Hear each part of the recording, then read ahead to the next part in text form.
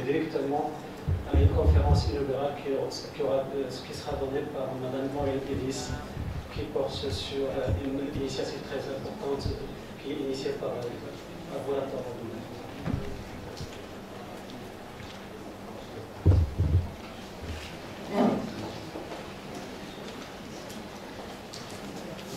Well, as I mentioned, we're very pleased to be here, to be a part of this international conference here in Morocco.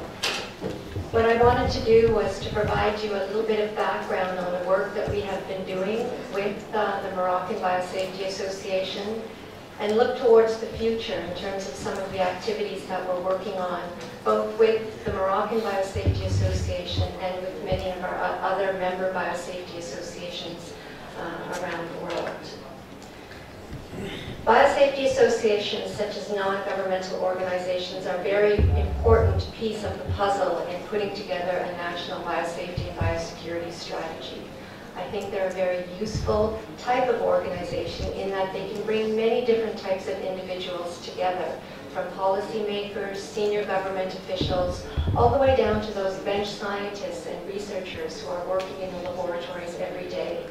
Biosafety associations also bring together different ministries from health, environment, agriculture, security, and provide a forum that really stimulates discussion on what the main challenges are and what is regionally acceptable in their own unique laboratory context. At the national level, I think one of the key roles for biosafety associations, such as what is being done here in Morocco, is to complement and supplement the efforts of governments, providing advice and guidance. They have the technical expertise in their membership with those individuals who work with these organisms every day in the development of national policies, guidelines, and standards.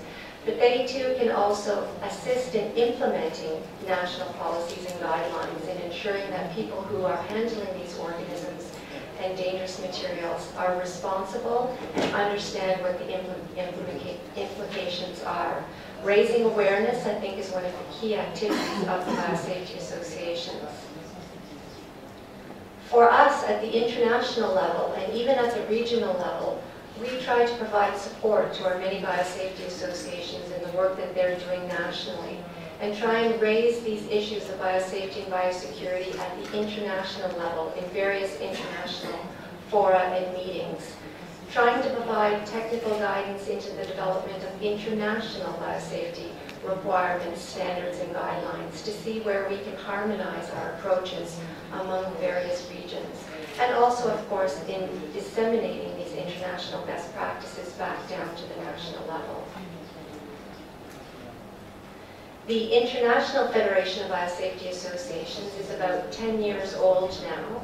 We have member biosafety associations from around the world, but we also have other organizations who are part of our community, such as the World Health Organization, other government entities that have an interest in the issues of biosafety and biosecurity, so that we can collaborate with many different types of organizations who are trying to advance and strengthen biosafety and biosecurity around the world. We have a long history of events and key activities that have been carried on over the past 10 years, but there are several key events more recently within the past 2 or 3 years that I'd like to highlight for you. One of them, of course, is that we have a representative from the Moroccan Biosafety Association who joined our board of directors last year. So we're very thankful that we have direct input into the International Federation of Biosafety Associations from your region here, and specifically from Morocco. I'll speak about the Biosafety Association's workshop that was held in Korea in 2010.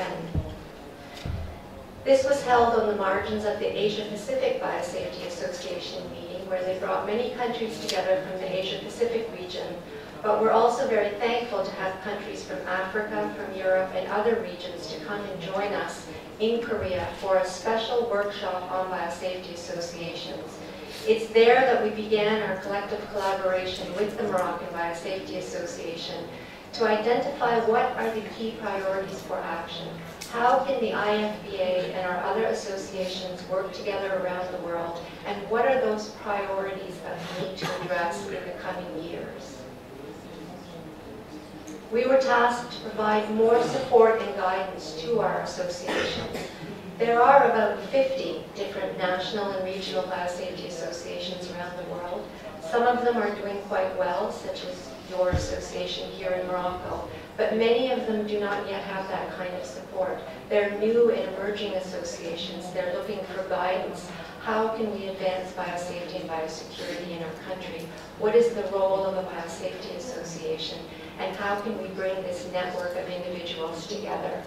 So what we've been tasked to do is to provide more support to these associations around the world. As a direct result of that Korea meeting, our organizations collectively declared that last year, 2011, was the year of building international biosafety community. It was launched in February in Bangkok, Thailand. And the goal of our activities last year was to empower our biosafety associations and to give them the tools and the resources that they needed to be able to strengthen biosafety and biosecurity in their region. Also, very importantly, was to identify those key champions, those leaders in each country, in each region, who have a passion for biosafety and biosecurity, who can bring this to the forefront of their governments and their institutions in their countries. We need to find those leaders and champions and inspire them and nurture them in furthering biosafety. This is an example of an individual in the Kyrgyz Republic who, when we first met him several years ago, didn't know what the Biosafety Association was up to, but he was very keen in working on the Central Asian Biosafety Association. He then took this forward and was able to create this association and work in his country to bring international best practices into the work that they do every day there.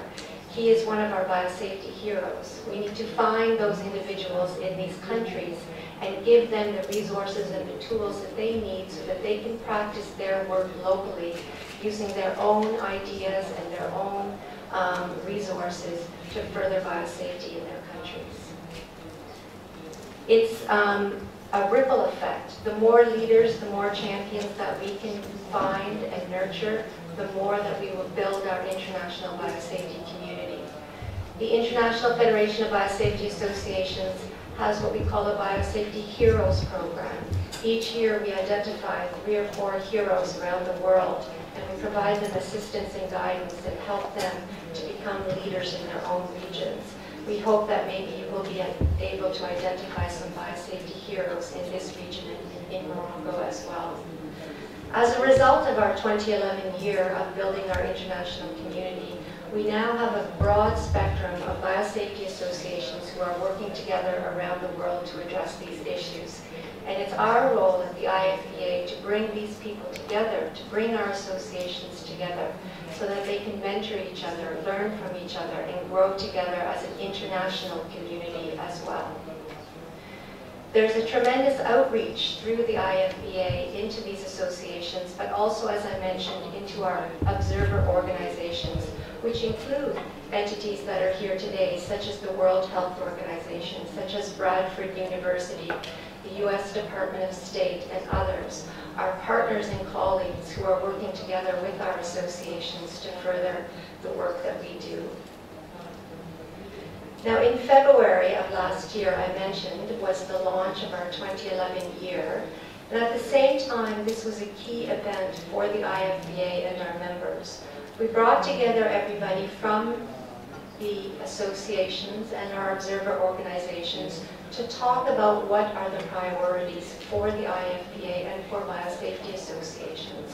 What are the key challenges? What are the gaps? What are the needs? What is it that we can focus on as a biosafety association community moving forward over the next year, the next several years? We were very fortunate to have David Heyman.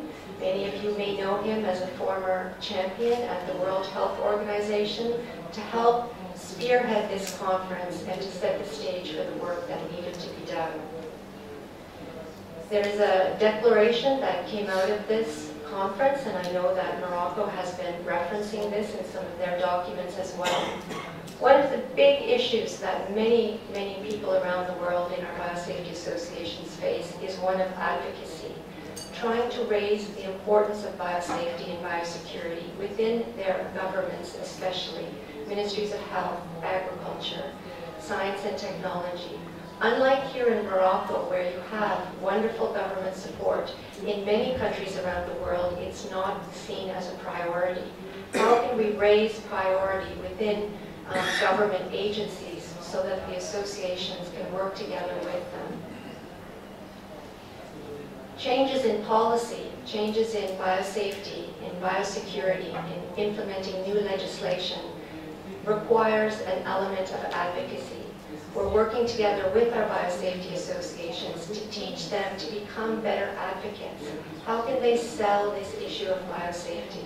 With so many competing priorities, how can we bring biosafety and biosecurity to the forefront of those in our senior governmental positions?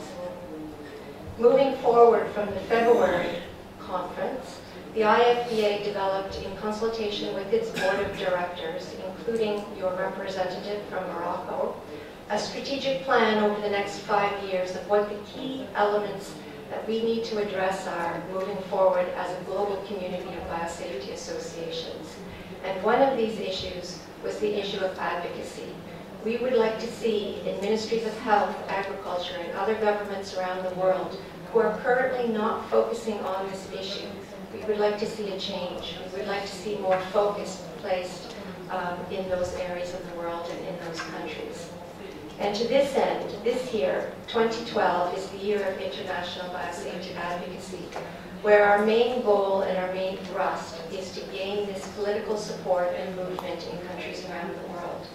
We see Morocco as an example that can be duplicated and replicated in many other countries around the world. We want to be able to share your experiences with other countries. How were you able to bring this to the forefront in your governments and gain that kind of support?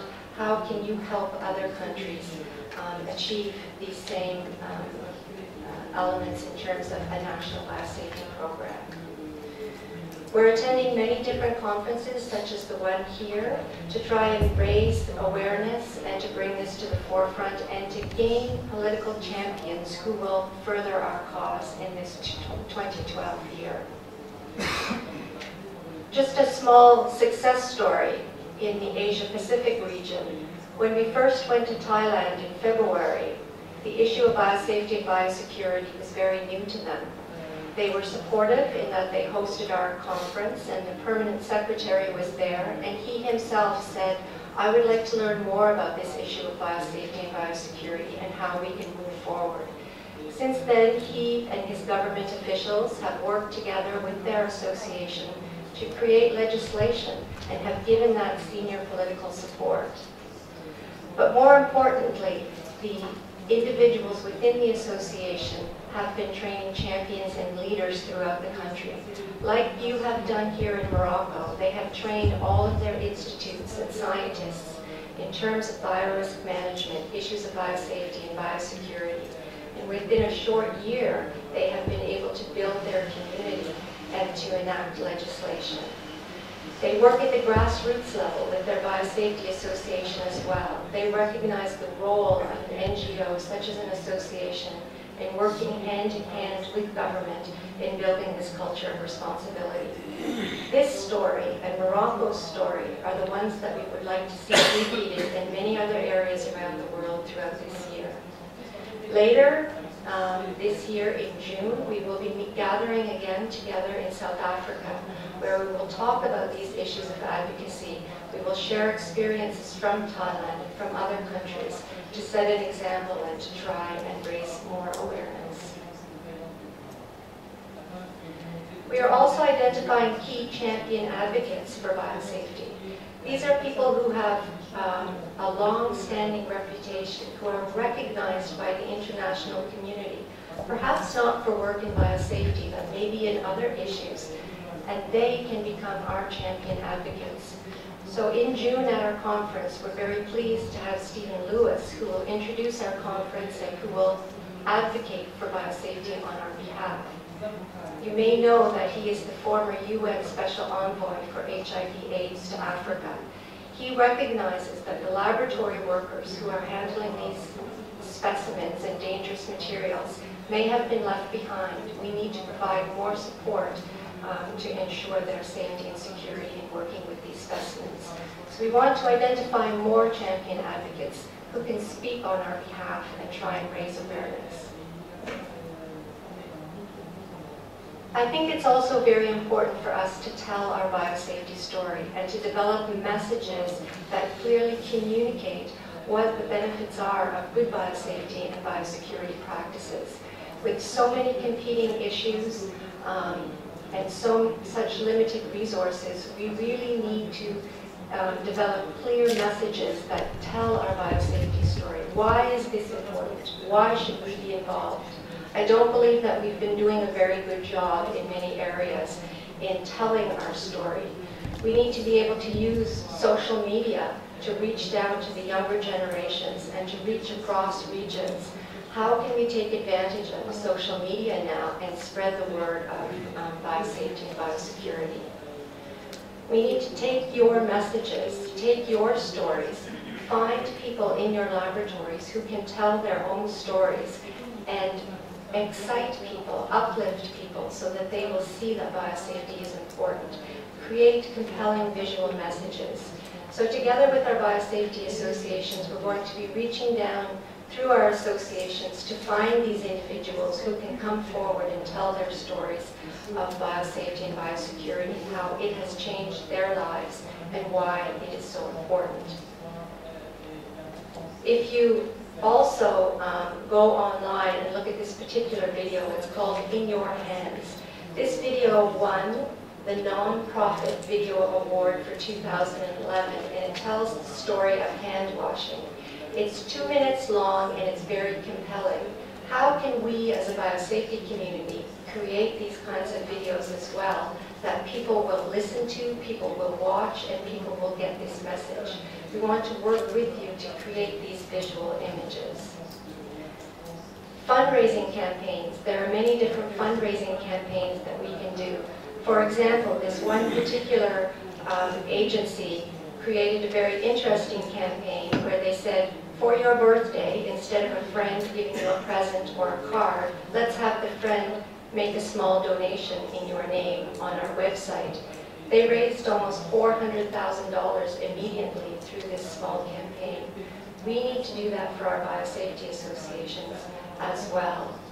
And to make that contribution tangible, in this particular campaign, you can actually go online and you can see exactly where your contribution is making a difference.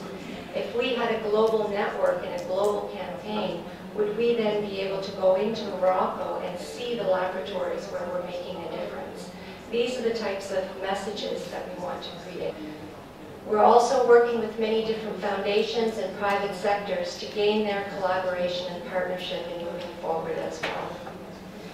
And so again, in South Africa in June, we will be having 2 days of sessions that will address this issue of advocacy and how we can work together to spread the message. We'll be using some very interesting real audience participation where everybody in the entire audience will be able to voice their opinion and contribute to the outcomes of the conference. The second element, in addition to raising awareness and advocacy, the second element that the Bangkok conference said is that we need to identify approaches that are practical and sustainable in the countries that we're working, and that these approaches need to be affordable and they need to be appropriate to the areas where people are working. For example, in Canada, we have a large laboratory in Winnipeg. We can't take that technology and that type of laboratory and bring it to another country and say this is the solution for another country. We need to develop solutions that are local, that are practical, and that are affordable.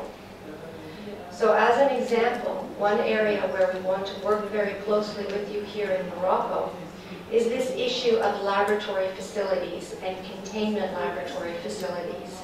We have a group, it's a biocontainment engineering group with members from around the world, many different countries, and we're looking to you in Morocco for your ideas as well. These are individuals who maintain these laboratories, who build them, who design them, who work in them. that they understand what the local practical issues are. I think we're all familiar with some of the stories of donor agencies coming in and donating equipment to laboratories in countries who don't have the power supply to be able to run these pieces of equipment. How can we deal with these issues? We need to have this experienced team of biocontainment engineers who can interpret the guidelines and standards. If we look at the World Health Organization and their guidelines and standards, there is room for interpretation by each country. How does that country interpret what those requirements are? If we're sometimes unsure of what the requirements for the laboratories are, we may design or we may try and go a little bit safer just because we want to be sure that everything has been done properly. And in that case, we may over-design, we may spend more money, it may cost more money to maintain these facilities than we really need to be doing. So at the IFBA, we want to work with you and your engineers and those in these laboratories to identify those practical solutions that are based on the actual risks and the issues that you face in your countries, and to mentor those new engineers and people who are maintaining your laboratory facilities. These two pictures are two do with you at the IFBA is to find that right balance. What is the balance between the engineering controls, the balance between the operational practices that your scientists are putting in place? What are the experiences of your local trades and your engineers for maintaining these facilities so that we can redo the guidelines? We can start from scratch, and instead of taking perhaps Canadian or North American or European standards, what are the risk-based standards that we really should be following? So we've been discussing this with the World Health Organization, with the OIE, and with others at the international level, so that we can make a change at the international level that would filter down nationally as well. And it comes down to certification of facilities as well. People say they want to put in place legislation to mandate the safe handling of these agents in their countries, which then of course leads to inspections. But how do we know that these facilities are meeting certain guidelines when the guidelines are not very clear? How do we know what we should be certifying these facilities to? These are the types of questions that we're dealing with at the international level that we want your involvement in, so that when we change the approach internationally, it will make sense here in the region as well. We have a new certification program that is underway where we can recognize biosafety professionals, operations and maintenance individuals, architects, engineers, so that we know that they have a clear understanding and are certified in terms of their knowledge of biosafety, of biosecurity, of biocontainment. And I'll be speaking about this certification program more tomorrow. We're collecting a lot of data from countries. This was sent to your association as well, and to all of our members and others around the world, to find out what the issues are when we redo these international standards. What are some of the local issues that we need to take into consideration? So this data is being collected now, and it will be shared with all of you as well as soon as the survey has been completed. But again, we want to have your voice, your architects, your engineers, your maintenance people involved in changing the international face of these guidelines and standards.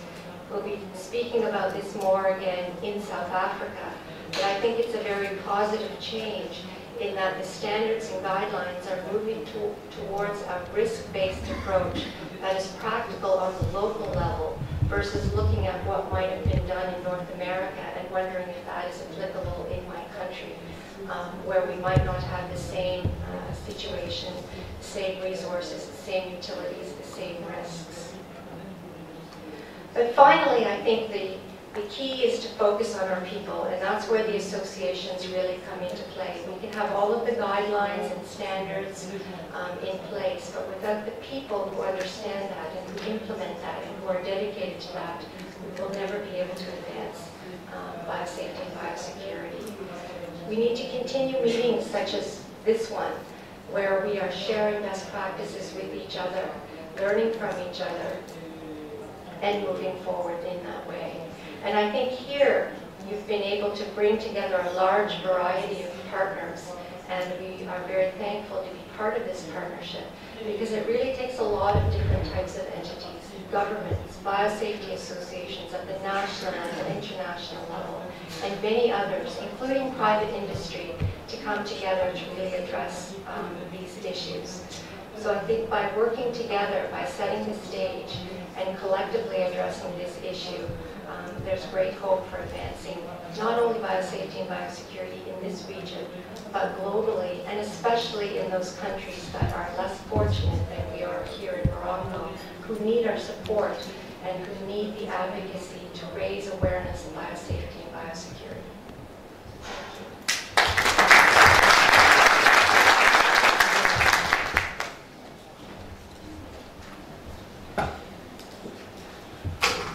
Thank you very much, Mrs. Maureen Lewis, for this very important presentation in this inaugural conference.